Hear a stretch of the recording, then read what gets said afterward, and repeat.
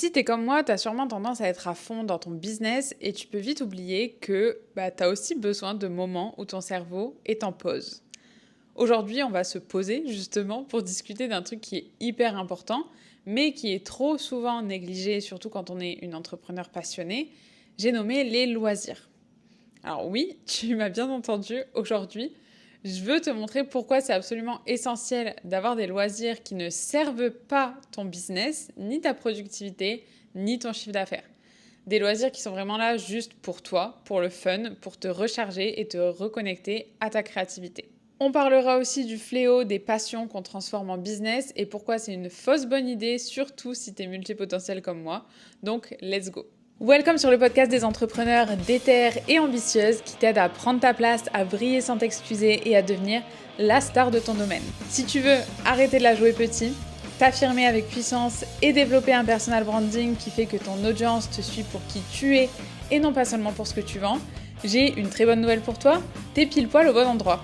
Moi, c'est Amy, je suis stratège en personal branding. J'aide les entrepreneurs à passer de l'ombre à la lumière en créant une marque personnelle qui leur permet de se démarquer et de devenir la go-to girl de leur marché. Je suis ravie de t'accueillir dans mon univers où tu apprendras assez vite à prendre ta place, à devenir la star de ton domaine et à briller sans t'excuser. Ici, absolument tout ce que je te partage, ça va t'aider à créer et à développer ton personal branding.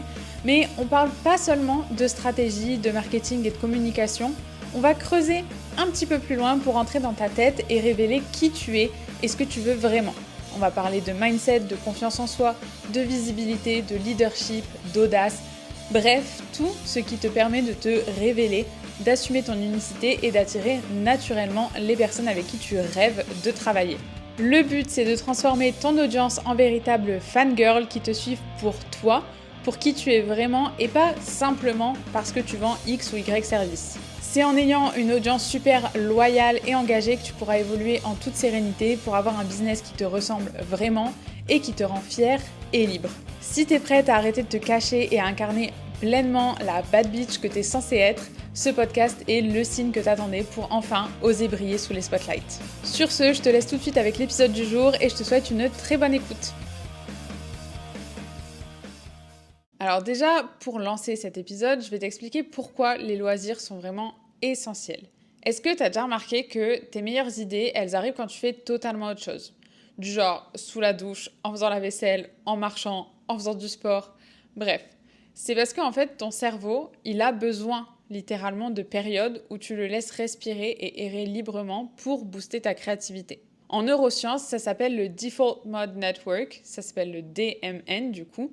Littéralement en français, ça se traduit par le réseau par défaut de ton cerveau. Quand tu te détends ou quand tu fais quelque chose sans objectif précis, ton DMN, il s'active.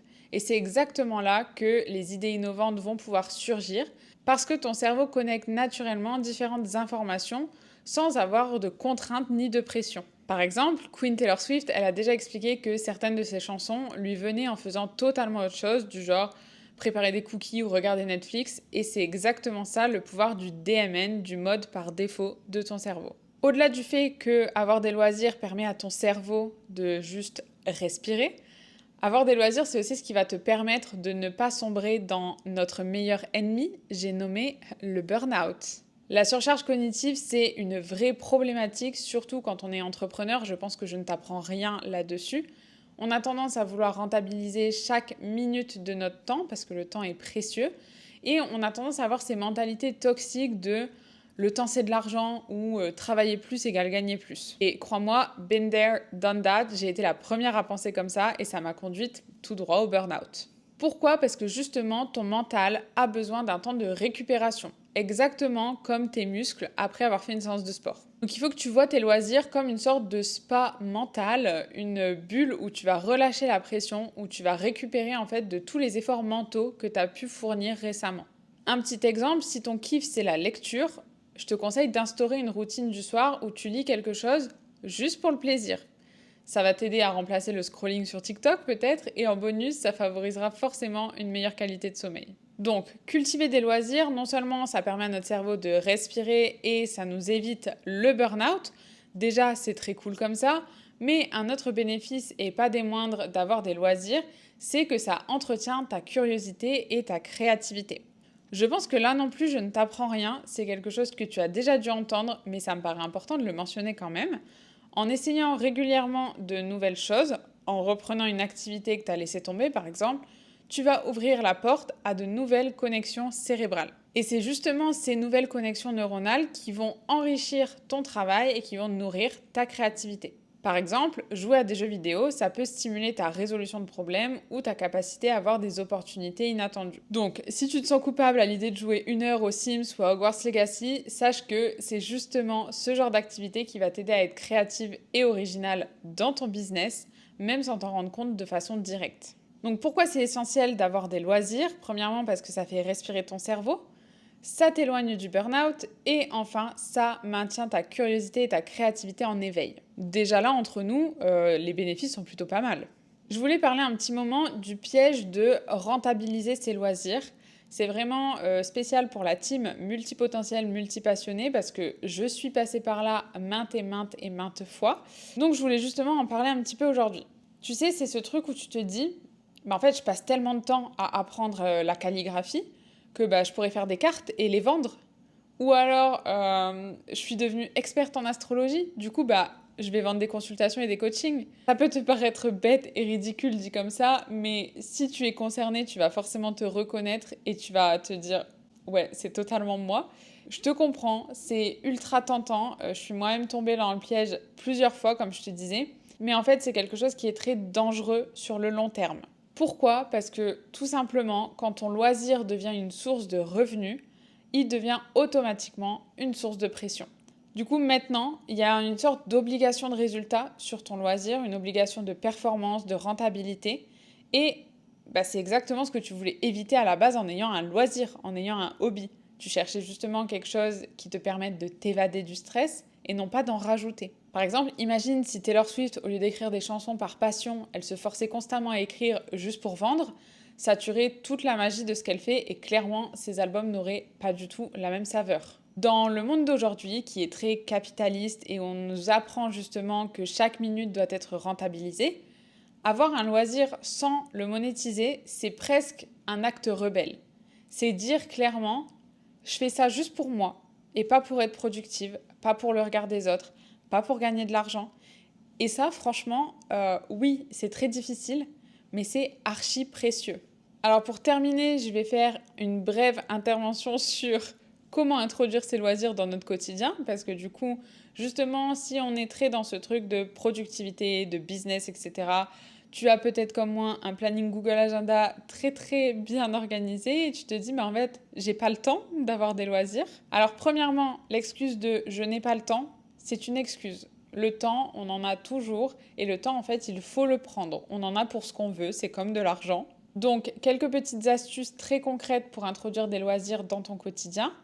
Par rapport à cette notion de temps, tu peux faire du time blocking aussi pour tes loisirs. Le time blocking, c'est de réserver un bloc de temps dans ton agenda pour certaines activités. On en parle notamment dans le business. Par exemple, le lundi de 8h à midi, je fais ma création de contenu. Mais du coup, si tu es comme moi et que tu es très discipliné sur ton planning, rajoute tes moments de loisirs dans ce fameux planning. Tu vas réserver un moment dans ta semaine qui est clairement indiqué et inscrit sur ton agenda uniquement pour ton loisir. Moi, par exemple, dans mon agenda, j'ai rajouté toutes mes séances de sport, j'ai rajouté mes moments où je veux me former, j'ai rajouté mes moments où je fais des trucs perso, etc. Autre astuce qui vraiment n'est pas à négliger, c'est que tu peux te créer un espace dédié à ton loisir. Si tu fais par exemple du dessin ou de la peinture, crée-toi un petit endroit chez toi. Installe-toi un coin créatif cosy où tout est déjà prêt à l'emploi. Tes peintures, elles sont déjà sorties, tes toiles aussi, ton carnet, il est posé, tu as tes stylos à côté, etc. Le fait de rendre la chose accessible en termes d'environnement, ça va faciliter énormément le fait de le faire en fait. Et dernier petit tips, je te dirais d'essayer de te trouver un loisir qui est loin de ton business. Si tu es coach ou si tu es créatrice de contenu, essaye quelque chose qui est vachement manuel ou qui est sportif pour justement changer complètement de mindset et déconnecter. Typiquement, moi, dans mon business, je crée énormément de contenu sur Instagram, sur YouTube, sur le podcast, en newsletter. Bref, je passe énormément de temps à créer du contenu et c'est quelque chose que j'aime faire. Mais du coup, ça serait presque contre-productif que mon loisir, ce soit de créer du contenu. Même si je le fais pour, par exemple, mon compte Instagram perso, juste pour le kiff, en fait, c'est quelque chose que je fais déjà tout le temps dans mon business. Du coup, malgré moi, je risquerais de me mettre en mode business et du coup de ne pas changer de mindset et de ne pas déconnecter. Pour finir, du coup, je voudrais juste te rappeler une petite chose. Tu n'es pas ton business. Ton business, il fait partie de ta vie, mais c'est pas toute ta vie. Ton business, c'est un moyen d'atteindre ta vie idéale, c'est un moyen d'atteindre tes rêves, mais ce n'est pas une fin en soi. Tes loisirs, justement, ils sont là pour te rappeler que tu mérites du temps pour toi. Tu mérites du temps pour toi sans obligation, sans pression, juste pour le fun. Donc, choisis un hobby qui te fait kiffer et juste promets-moi une chose aujourd'hui. Cette fois-ci, tu le transformes pas en business. Et n'oublie jamais, du coup, tu as tout ce qu'il faut pour briller et devenir la star de ton domaine tout en prenant soin de toi. L'un n'empêche pas l'autre. En termes de sujet, cet épisode, il était un petit peu différent du reste de ce que je peux traiter dans le podcast, mais en tout cas, j'espère qu'il t'a plu. N'hésite pas à me le dire sur Instagram et laisser une review sur ta plateforme d'écoute préférée tant que tu y es. Et en attendant, je te dis à très vite dans un prochain épisode. Bye!